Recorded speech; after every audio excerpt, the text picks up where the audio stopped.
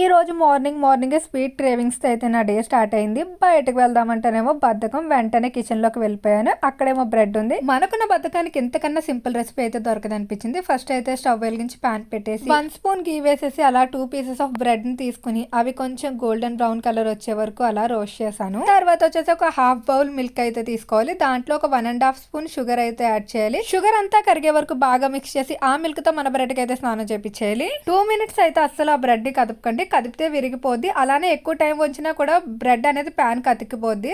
తర్వాత ప్లేట్ లోకి తీసేసుకొని హనీతో సర్వ్ చేసుకొని తింటే సూపర్ ఉంటుంది. ఈ రెసిపీ వచ్చేసి one of the easy and quick snack and breakfast option. నేనే చేసుకొని నేనే తినేసి నేనే బాగుందంటే బాగోదు కదా, అందుకే మా ఫ్రెండ్ కూడా టేస్ట్ చేయమన్నాను. అయితే ఇది వచ్చేసి నేను సెకండ్ టైం ట్రై చేశాను. చూడండి మేడం గారి రియాక్షన్. నిజం చెప్పు, నిజంగా నచ్చిందా? నేనైతే ఎక్స్పెక్ట్ చేయలేదు. మా ఫ్రెండ్కి అయితే చాలా బాగా నచ్చింది.